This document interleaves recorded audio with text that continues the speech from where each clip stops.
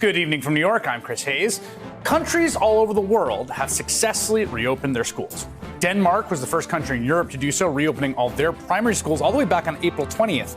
In Wuhan, the first epicenter of the virus, schools started reopening at the end of April.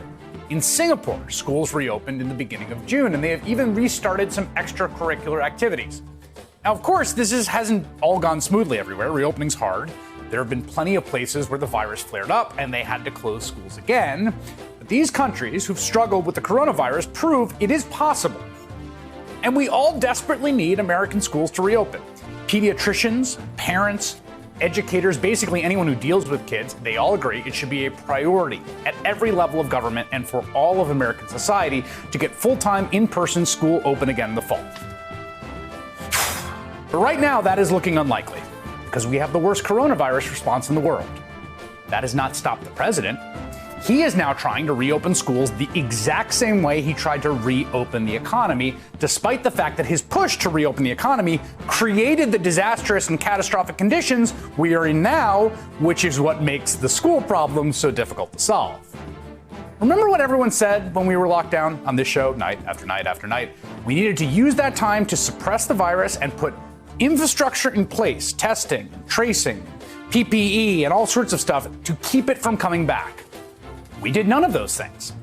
And then the CDC issued guidelines to the states about how to reopen safely and slowly, but the president pushed states to ignore those guidelines, which many of them did, and they reopened too early. And now what do we have? We have a curve that looks like this. Unlike anywhere else in the world, the virus is on a huge upward spike in this country. We are setting records with the number of cases nearly every day. There are massive outbreaks in Arizona and Florida and Texas and South Carolina and Alabama. New cases are increasing in 38 U.S. states and territories. We've already seen more cases and more deaths than anywhere else in the world. All the while, the president has been focused on one thing, his reelection. And his reelection, he thinks, depends on economic growth and getting back to normal. And so the president and his administration and the Republicans who will go along with whatever he does are out pushing the message so hard that things are good and we are moving in the right direction, but it is so preposterous that even Trump TV is not buying it.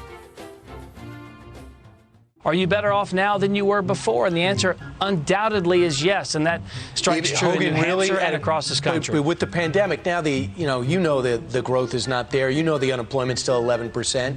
So you can't really say you're better off than you were 3 years ago because of, at the very least, the pandemic. So you can't really say that, right? No, absolutely. Of course you can say that.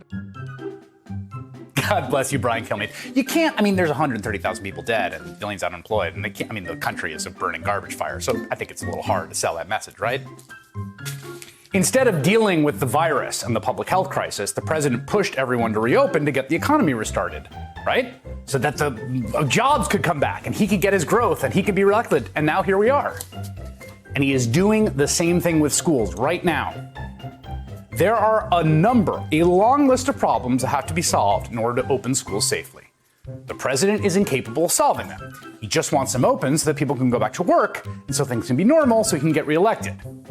Earlier this week, he tweeted in all caps, "Schools must open in the fall." He threatened to cut off funding if they do not reopen. Today, once again, he said he disagrees with the CDC guidelines, this time for the schools. He said he will be meeting with them. Now, we can only assume to push the CDC to change their actual scientific guidelines. Here's how Vice President Mike Pence, the head of the coronavirus task force, defended that today. We don't want the guidance from CDC to be a reason why schools don't open.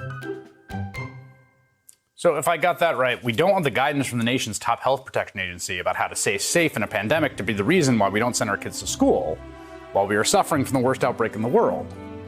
So the president will tell them to change the guidance. And again, it's not the first time he did that, just like he did back in April and May when the CDC released reopening guidance he did not like, just like he pressured governors to ignore that guidance given by his own administration and reopen, just like he pushed the CDC to edit their guidance for reopening churches.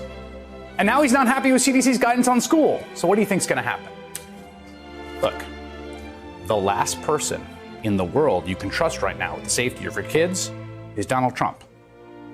Not only because he's willing to change or ignore scientific guidelines about how to keep Americans safe, or because he's threatening to cut off funds for schools when what they need is a massive amount of money to afford all the changes needed to make it safe to bring back students, but also because the best laid plans are not going to survive first contact with an outbreak.